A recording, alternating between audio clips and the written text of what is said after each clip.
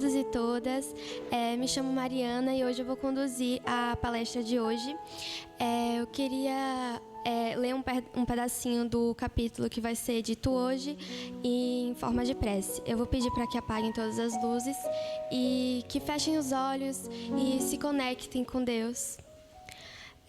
Senhor Jesus, reunimos agora em Teu nome e agradecemos a bênção deste encontro de aprendizado. Recordamos a voz do Evangelho que nos convida. Vinde, pois, instruir-vos da palavra celestes, dissipai as trevas da vossa inteligência, avançai, avançai, a música dos céus vos convoca, os espíritos do Senhor vos assistem, e os homens de boa vontade vos estendem a mão. Que possamos, Senhor, abrir os corações a este chamado, dissipando nossas sombras internas, fortalecendo a esperança e a fé, e reconhecendo que nunca caminhamos sozinhos. Que este momento seja de luz, acolhimento e renovação para todos nós. Que assim seja. Eu quero convidar agora ao senhor Darlan para conduzir a palestra de hoje.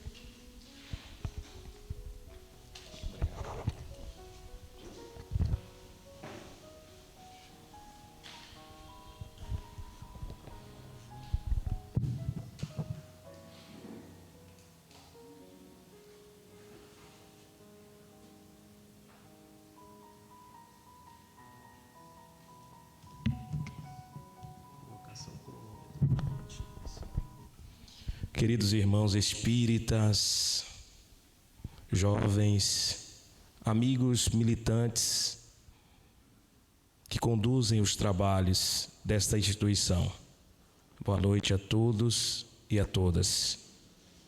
Quero agradecer o convite da casa na figura ímpar de seu Edson, dos demais confrades e confreiras, que conduz com muita sabedoria, com muita amorosidade, esta instituição. A temática proposta para hoje, que está lá assinalada em O Evangelho segundo o Espiritismo, no capítulo 20, nos itens 1 a 3. Hippolyte Léon Denis Rivail, Allan Kardec, com muita propriedade, no ano de 1864, quando fez a publicação notável dessa obra. O Evangelho que retrata todas as percepções ético-morais, apresentada na figura do modelo e guia da humanidade, Jesus. Nos mostra com tamanha sabedoria a bússola para a nossa transformação intelecto-moral. É a partir desse ponto que o Evangelho traz com muita propriedade a busca pela nossa própria evolução. Ao recordarmos quando Allan Kardec começou a examinar as obras do Evangelho, coletando as passagens do Evangelho de Jesus, colocado e assinalado pelo primeiro teólogo, verificamos todas as mensagens que foram analisadas e refletidas com a base moral de Jesus. Então, o Espiritismo, dentro dessa base, nos mostra a grandiosidade que tem o conceito ético-moral para continuarmos avançando. Um estudo realizado pela Faculdade de Harvard, Dr. Mike Zuckerberg, ele falava sobre a nossa função e disfunção neuronal, cerebral, conforme a atividade, seja no âmbito profissional ou intelecto-moral. A força que o trabalho traz para a nossa própria evolução. E nesse conceito, o eminente pesquisador começa a descobrir que o ser humano, ele vai muito além das perspectivas, apesar de que é um ser que está em transformação moral. E a partir daí ele começa a investigar todas as nossas funções neuronais com relação à nossa proatividade profissional. E com isso, ele chegou ao final dessa pesquisa ao perceber que o trabalho é a fonte de edificação do homem. Porque a inércia é a falibilidade moral. E aí pegamos todas as referências que é alicerçadas dentro do próprio Evangelho. Olha que obra fantástica! Quando Allan Kardec, com tamanha sabedoria, ele veio mostrar, ao assinalar no Evangelho, a parábola, quando retrata: os últimos serão os primeiros. Por que, de fato, os últimos serão os primeiros? Por quê?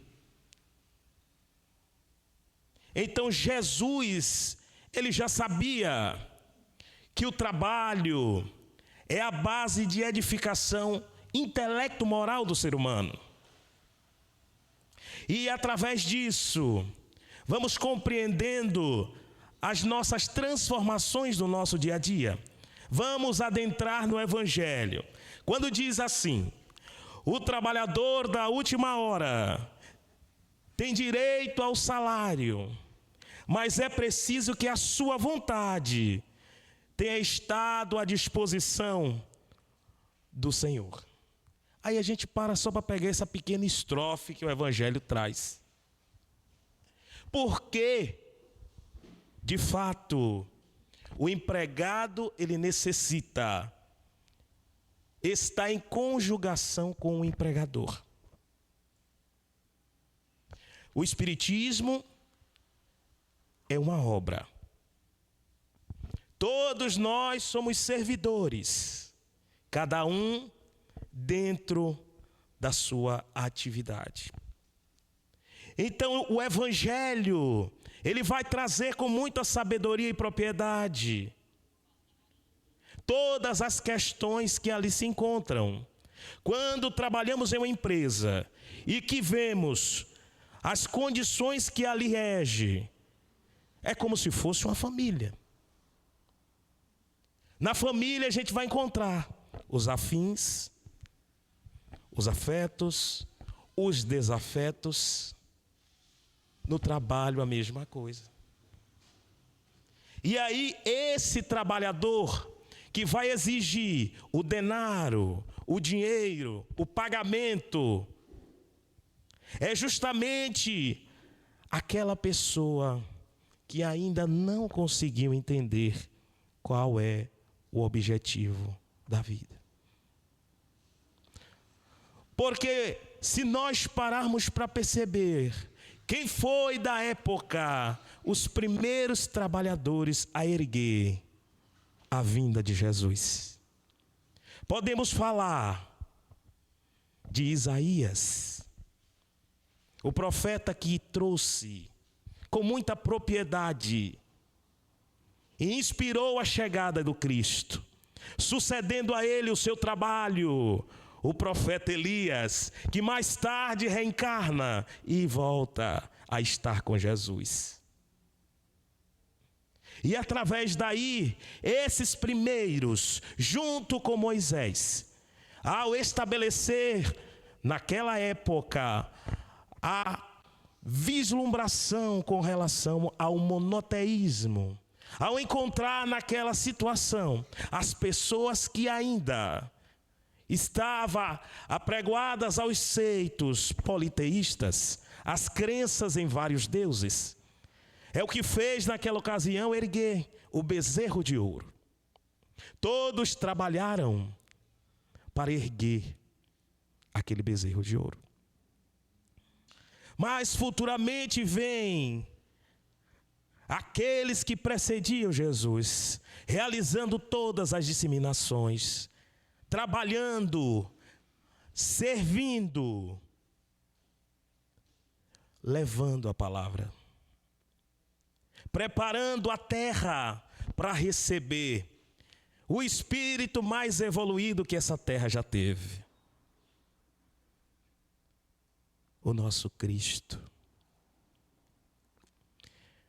O espírito de Skol, governador planetário, que veio para esse orbe, até as entranhas materiais, para nos mostrar o compromisso do trabalho. E com isso, Jesus vem trazendo a sua filosofia de vida, a ponto de estar implantadas as leis. Quando Jesus iria ser preso, porque segundo as leis da época, ele não poderia trabalhar aos sábados. E sabiamente Jesus sempre tinha uma resposta. Eu trabalho e o Pai trabalha também. Então o Evangelho é muito claro, quando ele vai mostrar o compromisso voluntário que nós temos com a obra cristã. A casa espírita, hoje nós estamos espíritas. Nós, hoje, damos continuidade a esse trabalho. E a cada um de nós vai ser dado a recompensa pelo que a gente faz. Eu vejo aqui, né, que todo dia está aqui, Lúcia, os demais trabalhadores, seu Edson. Cada um garimpando o seu mérito. Não importa quem chegou primeiro, a obra, ela jamais será prejudicada. Ela precisa dar andamento. É o que o Evangelho vai trazer de forma clara para nós. Não importa se foi Isaías que começou. Não importa se foi Jesus. O importante é que a obra de Deus, ela vai continuar.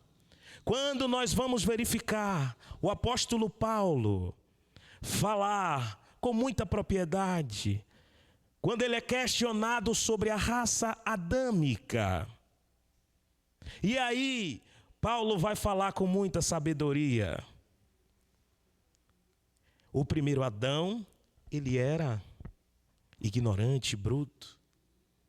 Já o segundo Adão era amoroso. Então Adão e Eva não eram? Não. Adão e Eva era justamente a referência das primeiras gerações, que naquele momento, ao Jesus entrar no orbe terrestre, ele mudou aquela percepção com a sua filosofia do amor, falando com muita propriedade com relação a esse seito. E Allan Kardec continua em O Evangelho dizendo: mas se tivesse recusado o trabalho a cada hora do dia, se tivesse dito, tenhamos paciência, o repouso me é agradável. Quando a última hora soar, será o tempo de pensar no salário da jornada. Quando a gente para entender o que Kardec está falando, ele está mencionando diretamente a nós. Qual tempo eu estou gastando, porque o nosso relógio está contando, para transformar as nossas imperfeições. Já que todos nós estamos imperfeitos. Estamos. Então Kardec, ele fala que o primeiro compromisso do trabalho, ele é pessoal. Ah, mas eu não vou limpar, eu não vou cuidar. porque a tarefa é de fulana. Na obra de Cristo não existem donos, existem operários. Era o que aconteceu quando Jesus morreu, quando Jesus foi crucificado. O que de fato os apóstolos, em especial Pedro, fez? Pedro, Tiago e Barnabé. Eles naquela angústia, com medo, sentindo a saudade, a falta de Jesus. Ele que tanto pregava o amor, pregava a bondade, e agora o que é que será de nós se nós não temos Ele conosco?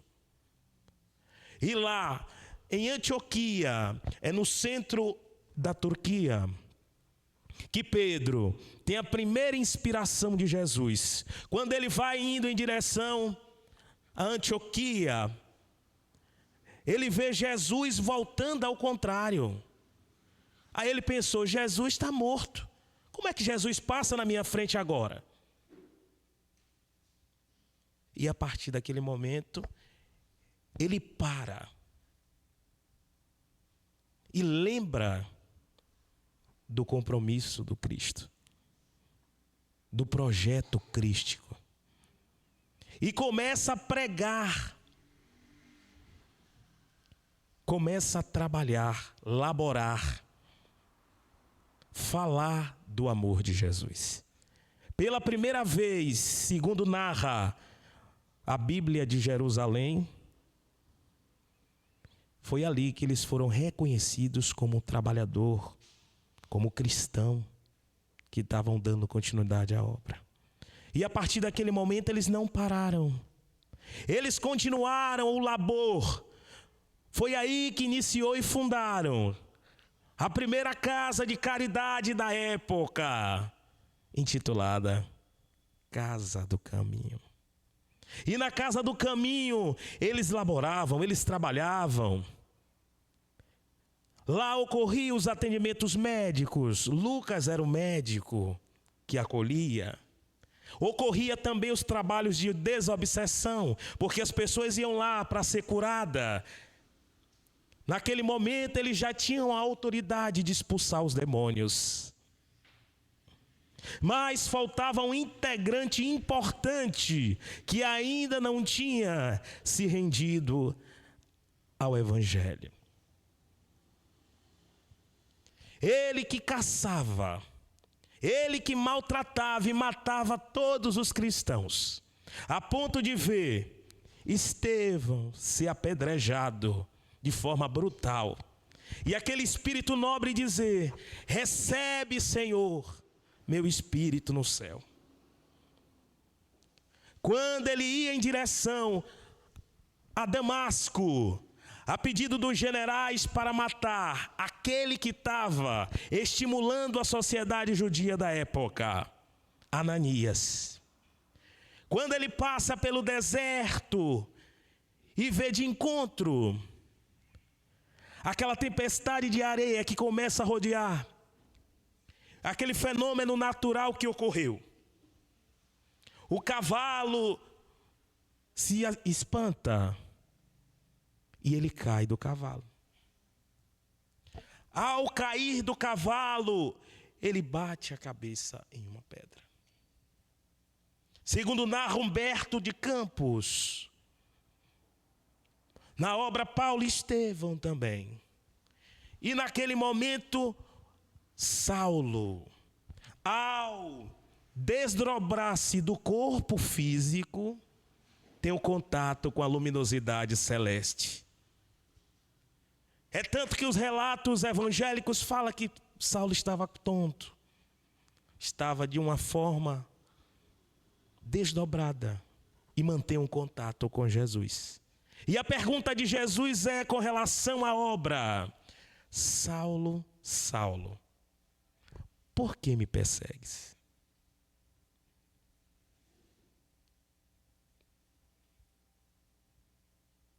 Saulo, Saulo, por que me persegues? E a resposta de Saulo foi o quê? Que queres que eu faça, Senhor? E Saulo, naquele momento, está em diálogo e comunhão com Jesus. Ele se vê despido de toda vaidade, de todo orgulho, de toda presunção. E entendeu que ele estava atrapalhando a obra do Senhor Jesus. A obra crística que é imantada de Deus. E nesse momento, ao retornar, ele vai até Damasco, encontra Abigail e encontra Ananias, a qual ele iria matar. E chegou lá, quem o cuidou foi Ananias. Mas a casa do caminho precisava da continuidade do trabalho. E faltava.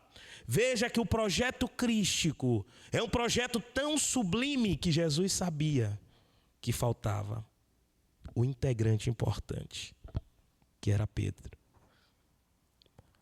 Ao Pedro iniciar a sua trajetória, ele mantém um contato com aquele que se rendeu ao cristianismo, Paulo de Tarso. Então Paulo, ao se transformar, pela vergonha do mal que ele tinha feito como homem, ele alterou o nome Saulo para Paulo. E naquele momento Jesus aparece para Ananias e Abigail e o convoca para o trabalho. Chegando lá, na casa do caminho, eis que surge um problema. Aí que começa a ciumeira.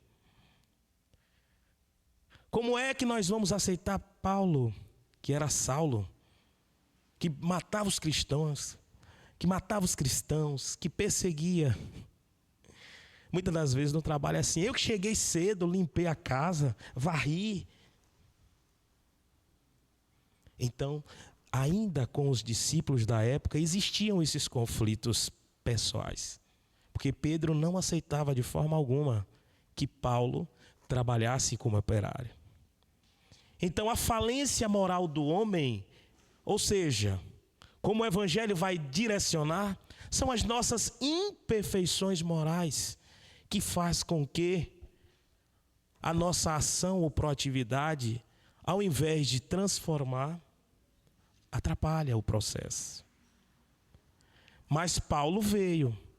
Paulo começou e disse que estava errado. Aí, para completar, quando Paulo disse que estava errado da forma, aí que Pedro subiu a cabeça. Como é que vocês estão dando cesta básica, vocês estão curando, mas não estão alimentando o espírito? É aí que surge a ideia: caridade moral e caridade material. Ainda se eu falasse a língua dos anjos e dos homens, se não tivesse amor nem caridade, seria como um ferro que tinge. Então, a sabedoria de Paulo. Vai Pedro e vai ter outro contato com Jesus. Aí Pedro abandonou a casa do caminho e disse, não vou mais para lá não. E novamente Pedro passando, olha quem vem voltando. Em direção contrária, Jesus. Aí novamente Pedro teve aquela lembrança. Ele já estava lá assombrado com relação aos galos. Ele estava com Jesus, eu não. Ele negou Jesus. Quando ele lembrava dos galos cantando. E quem de nós negou Jesus? Eu já. Várias vezes.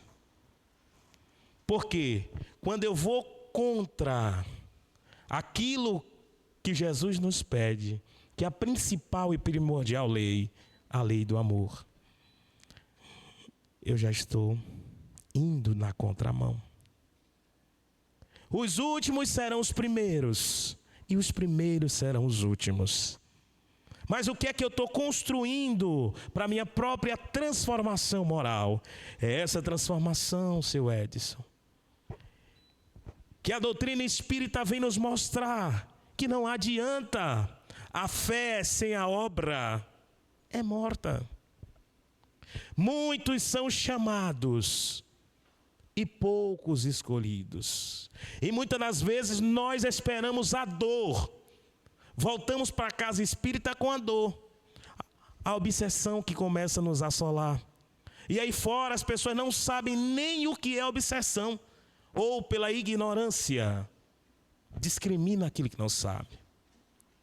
Precisamos entender o que é expiação. Com X é pagar débito.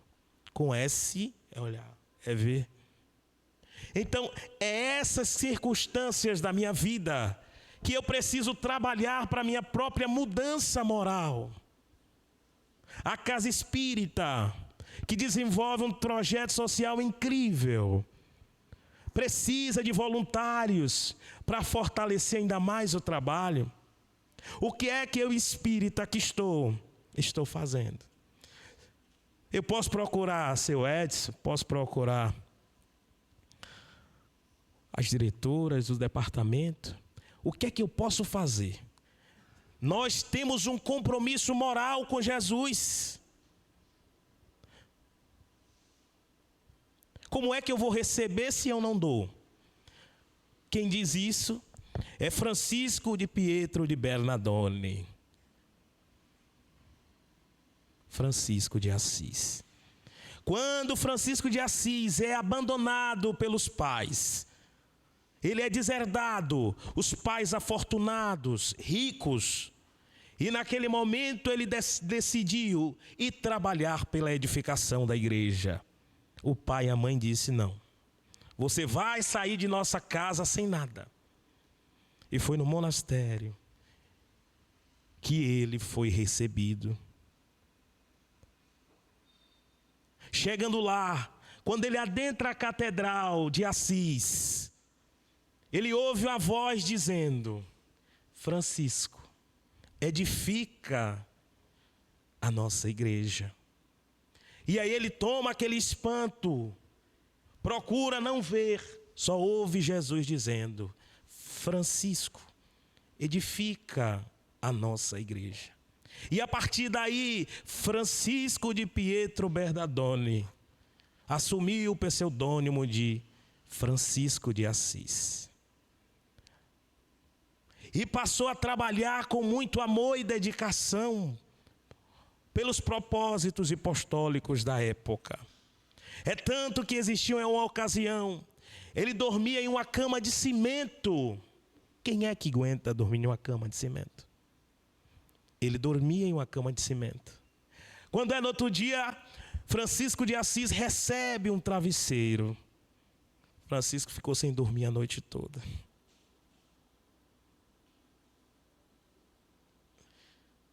Então, laborar, trabalhar, é uma função muito profunda. Às vezes eu conto sim nas palestras sobre Irmã Dulce, Madre Teresa de Calcutá. Teresa de Calcutá, na Índia, ela começava a pegar aquelas crianças que estavam abandonadas. Ela saía às 5 da manhã com um copo d'água. E eu fico pensando, meu Deus, que espírito é aquele? Como é que com um copo d'água e retornava às 11 da noite, às 23 horas, para a sua residência? Dormia em uma cadeira, mas não abandonou o trabalho. Morrendo as caras xangante, abandonou naquela ocasião a advocacia. Era um advogado renomado. E começou a pregar a ponto de ser perseguido, preso, espancado. Mas ele não falava do cristianismo. Ele não falava o que Jesus falava. Mas é as ações que representam a figura do Cristo. Não sou eu mais quem vive. Cristo é que vive em mim. Já dizia o apóstolo Paulo. Então precisamos reconhecer que nós só vamos ou iremos construir ou receber aquilo que a gente der. Mas é muito mais fácil olhar, não, Reni chegou 2 horas, fez aí, cuidou muito da coordenação. E o que é que eu estou fazendo?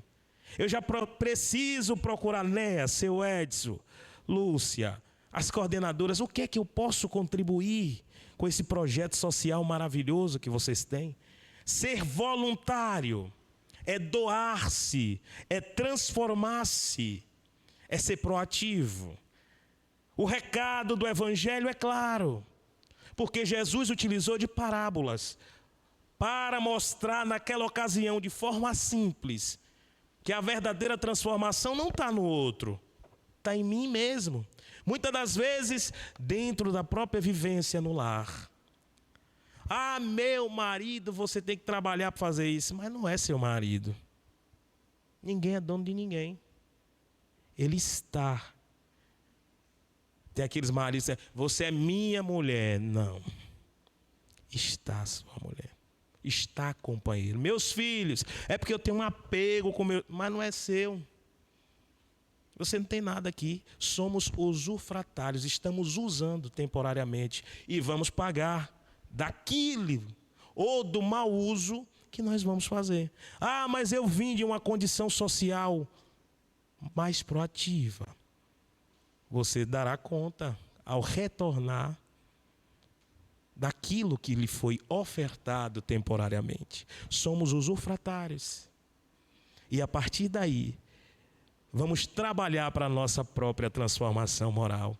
Porque só o trabalho é a base de transformação. Se eu quero estar ao lado de Jesus, quando um jovem perguntou a Jesus, o que é que eu faço, Senhor, para ter a vida eterna? Jesus disse, desfaz de teus bens e siga-me. E o jovem, ao ouvir aquilo, ficou destonteante. Eu vou dar meu dinheiro, o recurso que eu... Não. Mas se você parar para refletir o pensamento do Cristo, desfaz, desapega. O Espírito Emmanuel vai falar que as maiores dores e dificuldades para o espírito é o apego. Estamos de passagem. O trem da vida está caminhando. E o que é que estamos fazendo para a nossa próxima transformação? Esse evangelho que vai se desdobrar-se com os trabalhadores da última hora é justamente aqueles que se dedicaram. Ah, mas cheguei primeiro. A gente vai encontrar também no sentido material humano nosso as questões de inveja. Ah, porque fulano chegou por último e vai receber primeiro que eu? Muitas das vezes a gente vai no supermercado, está aquela fila imensa, e eu tento burlar a fila. E aquela pessoa que chegou primeiro? Mas quando vemos o olhar de Jesus, é totalmente o contrário. O valor de quem iniciou primeiro é o mesmo valor de quem iniciou por último. E a prova disso é quem chegou primeiro na evolução. A Terra, o Brasil.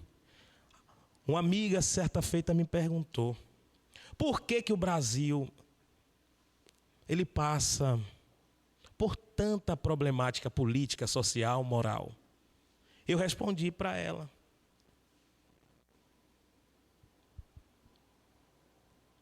Quanto maior é o grau de complexidade em um hospital, maior é o atendimento. Então o Brasil é esse país que foi preparado para receber as piores almas, para transformar.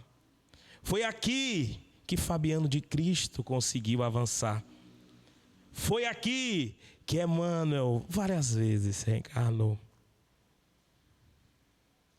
Anchieta, como diz o poeta Castro Alves, Anchieta catequizando para ensinar, caminhando a obra do amor.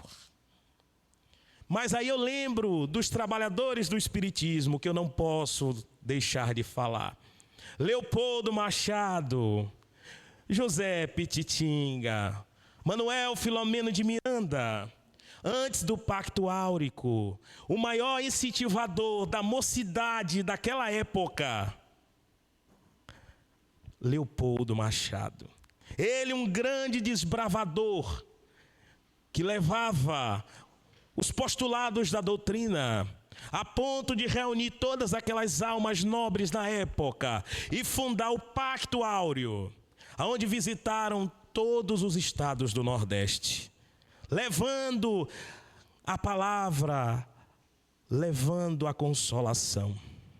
A ponto de Chico Xavier e Emmanuel reconhecer, o Espírito Emmanuel psicografou para Chico naquela ocasião, e reconheceu o trabalho nobre daqueles irmãos, que hoje dão continuidade com a caravana, se não me engano, 28ª, Caravana Baiana da Fraternidade. Projeto que foi iniciado por Peixinho e Leorora Peixinho, debruçando-se no Pacto Áureo. Então, essa passagem do Evangelho, ela retrata o nosso compromisso. Não é o compromisso do outro, não é o compromisso do irmão, é o meu compromisso, é o meu trabalho, é a minha dedicação, é o benefício que eu vou receber pelo que eu vou trabalhar. E a partir daí, triunfar com amorosidade, com carinho. Eu lembro-me quando eu cheguei aqui alguns anos atrás, isso tem quase 20 anos, seu Edson não tinha esse cabelo mais branquinho, mas estava quase, né, seu Edson? O projeto Filomeno de Miranda, na época eu acompanhava Edson Souza, Xará,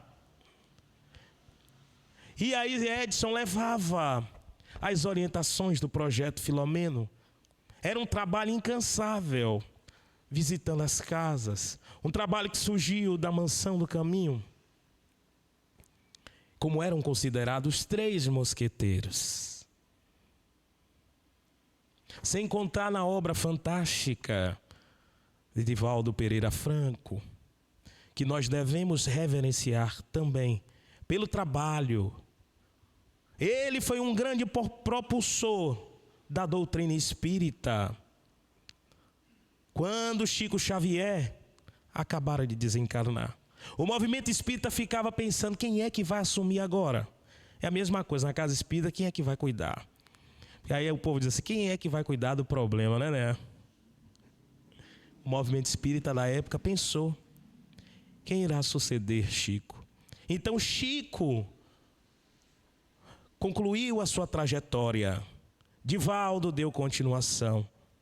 Veio o nosso irmão Raul Teixeira, que foi acometido de um acidente vascular cerebral e interrompeu as suas palestras. Eram as palestras fervorosas. Nossa irmã Sueli Calda Schubert. E outros e outras trabalhadores e trabalhadoras da doutrina que se debruçaram para levar a proposta do amor. E quando eu lembro da obra Os Mensageiros, eu gosto de ler livros científicos com o pensamento de Emmanuel, porque ele aponta, eu não quero saber dos acertos, eu quero saber dos erros aonde eu preciso mudar. E quando a gente pega a obra Os Mensageiros, vamos ver quantos espíritos faliram. Quantas reencarnações perdemos? Quando a gente entra no livro O Céu e o Inferno, aí é que a gente vê tanto sofrimento. Aí eu me pergunto, meu Deus, eu já fui suicida, já fui infeliz, para eu chegar nessa felicidade, porque a obra é dividida em 3 etapas. Espíritos sofredores, medianos e superiores, ou espíritos felizes.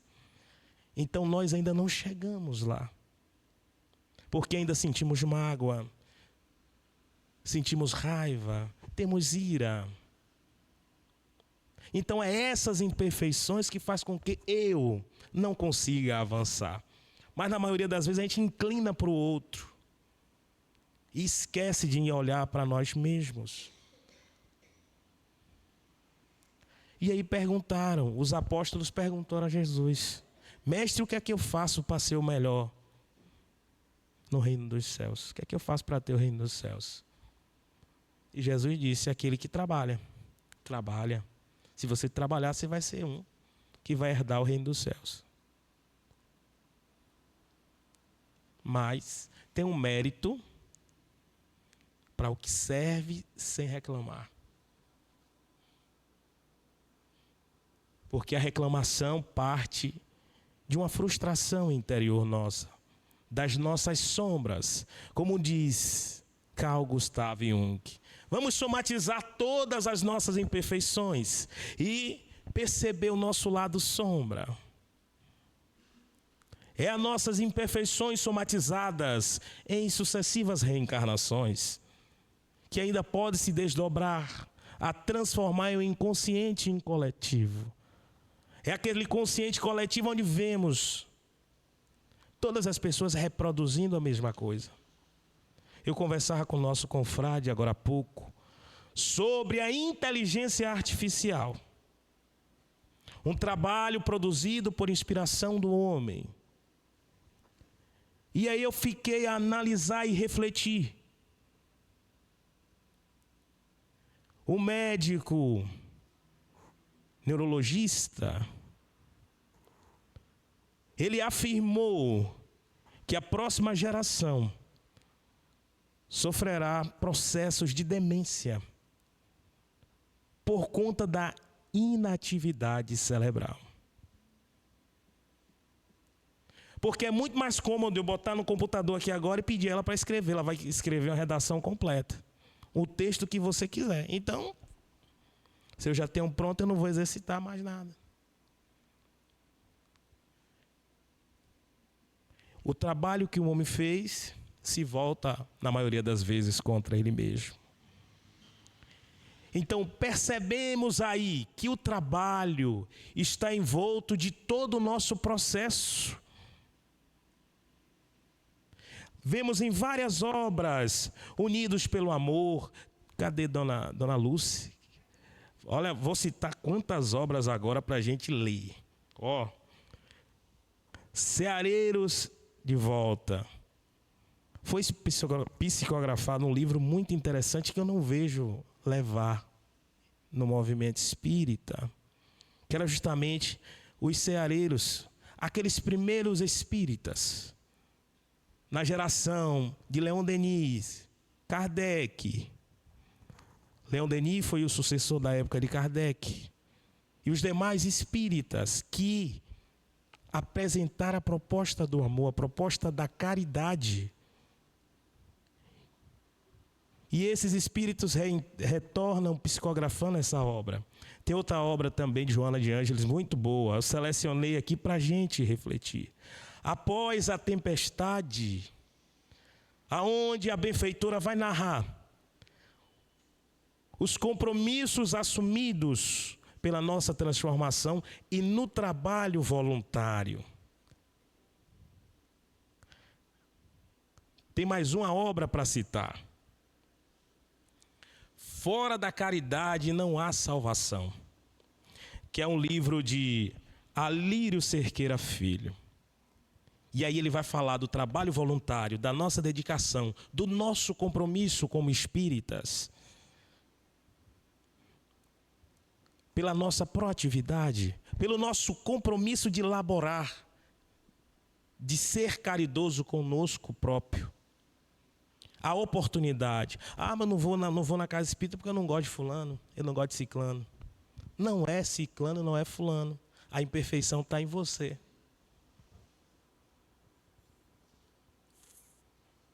Aí eu volto e cito novamente. Jung fala que quando eu vejo a imperfeição de outro, é porque ela está refletida na minha sombra.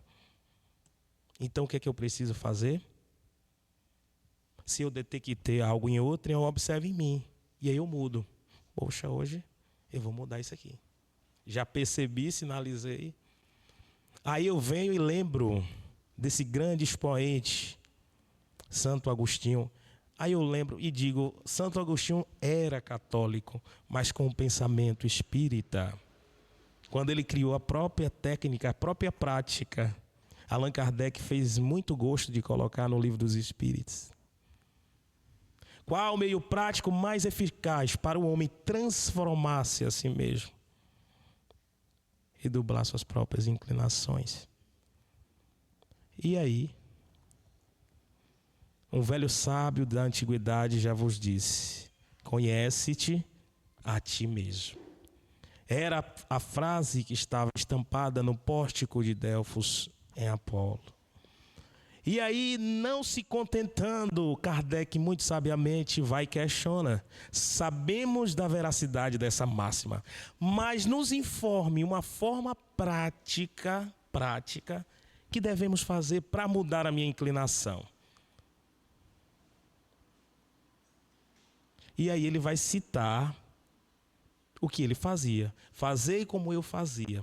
Ao deitar, rogava a Deus e ao anjo guardião para que me fizesse recordar tudo aquilo que eu fiz no dia.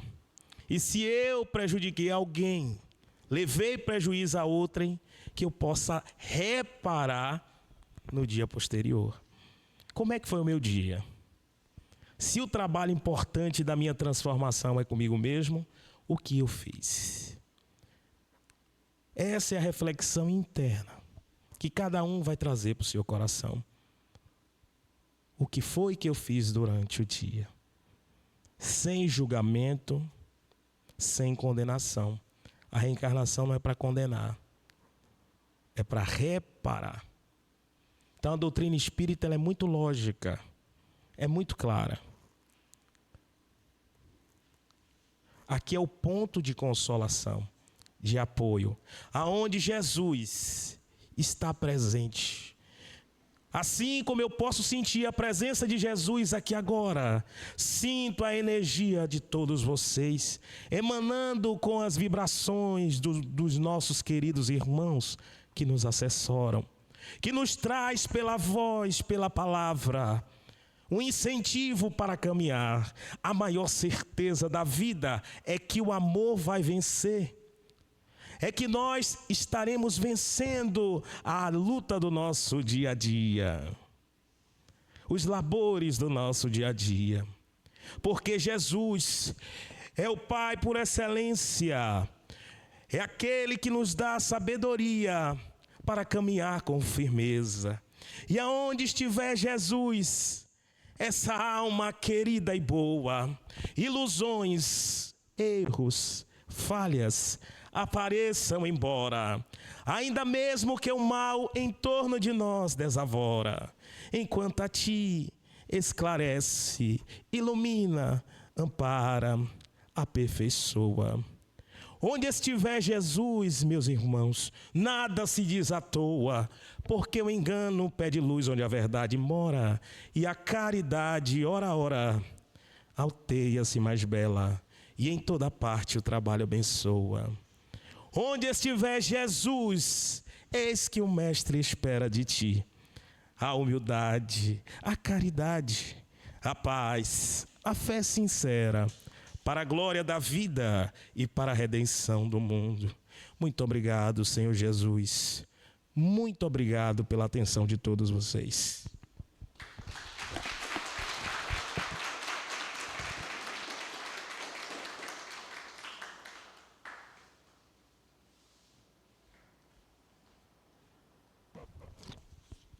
Muito obrigada, Darlan. Muito obrigada, senhor Darlan, por conduzir essa palestra com maestria hoje. Tem algum sorteio do livro hoje? É esse daqui? Esse. Qual o número? 1 a 40 e 42? Senhor Darlan, você poderia falar um número de 1 a 42? 6? Vem lá, Gali.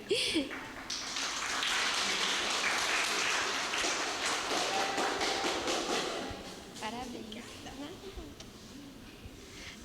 Vamos para os avisos de hoje.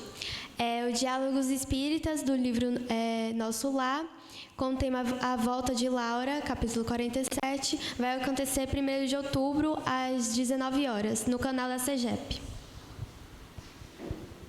O Evangelho no Lar, que vai acontecer dia 3 de outubro, às 19 horas, também no canal da CEGEP, com Valdineia Vitória e João Freitas.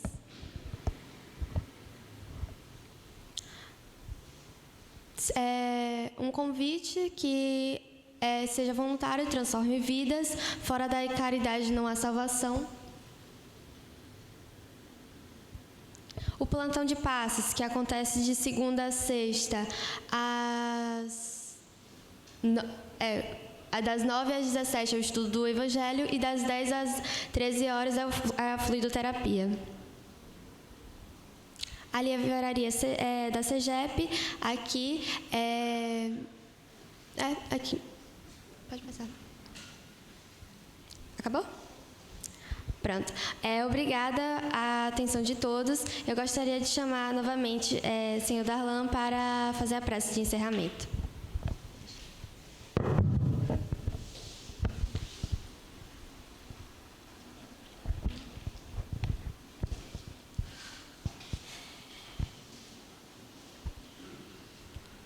Então, finalizando os trabalhos de hoje, agradecer a inspiração dos nossos irmãos. Sentimos a energia de Divaldo Franco aqui presente, acompanhado de Manuel Filomeno de Miranda, grande amigo do nosso Pititinga. E essa energia em volta de todos.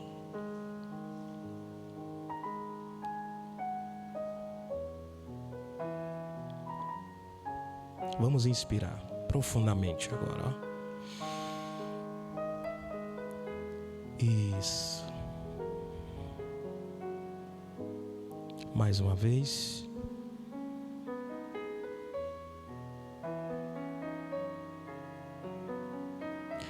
Vamos recordar o nosso dia a dia, aquilo que fizemos hoje, durante o dia, que na maioria das vezes nos trouxe um desânimo, um desconforto. Vamos meditar no nosso Mestre Jesus. Mais uma vez, respire profundamente com os lábios entreabertos. Isso. Vamos mudando a nossa psique,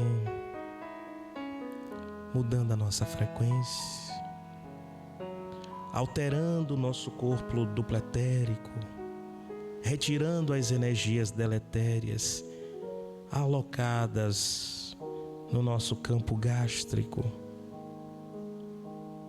Vamos mais uma vez inspirar. Isso. Mais uma vez. E com isso vamos eliminar todos os gases.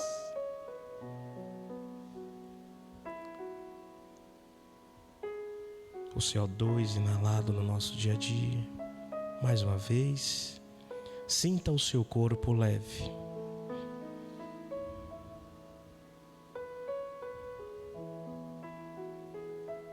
Isso. Mentalize agora esse campo verdejante. Aquele campo belo. Uma floresta verdejante. Você sente o vento tocar a sua pele. Respire mais uma vez, eliminando toda aquela carga energética que diminui o nosso campo imunológico, abrindo vagas para as arboviroses. Mais uma vez, respire. Isso.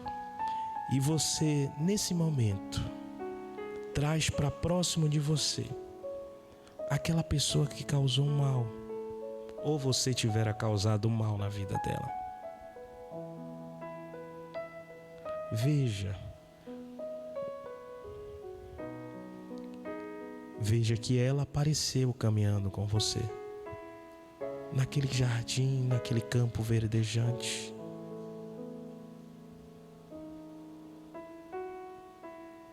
E nesse momento você olha para ela e diz: me desculpa. Diga para ela: me perdoa. E ela começa a sorrir para você. Seja aquela profissional do trabalho, em casa, os conflitos internos, na vida social, ela começa a sorrir para você. E você respira mais uma vez. Isso, vai externando toda essa energia. Isso, respira mais uma vez.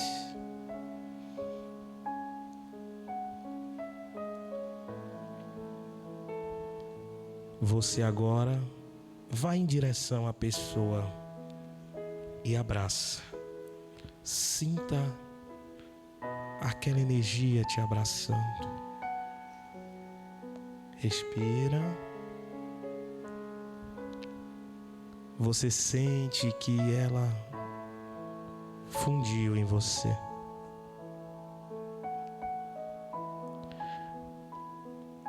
E naquele momento, você vê aquela luz vinda em sua direção. Aquele homem com a testa larga, os cabelos castanhos, com a barba longa, vai se aproximando de você. Você olha e vê, é Jesus de Nazaré.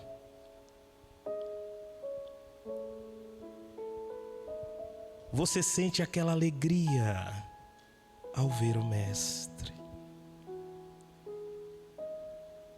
E ele vem em sua direção.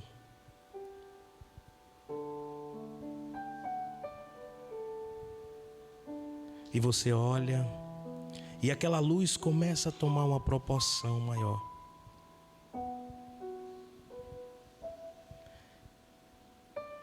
E você diz: Jesus, eu te amo. Diga para Jesus: Jesus, eu te amo. O nosso cérebro, ele funciona com impulso vocal na meditação. Jesus, eu te amo. Afirme mais uma vez, faça uma autoafirmativa. Jesus, eu te amo. E você vê Jesus abraçar você. Sinta o abraço de Jesus. Algumas pessoas vão sentir comichões, arrepios. Sinta a energia de Jesus tocar em você. E você agora está radiado e radiada de luz. Pai nosso, que estás nos céus, santificado seja o vosso nome. Venha a nós, ao vosso reino. Seja feita a vossa vontade, assim na terra como nos céus. O pão nosso de cada dia nos dai hoje, Senhor. Perdoai as nossas ofensas, assim como perdoamos os nossos ofensores. Não deixeis cair em tentações. Livra-nos, Senhor, de todo o mal que está em nós, hoje e sempre. Que assim seja. ainda em seus lugares, alonga os braços, alonga as pernas, retornando ao corpo. Sinta a sua energia física.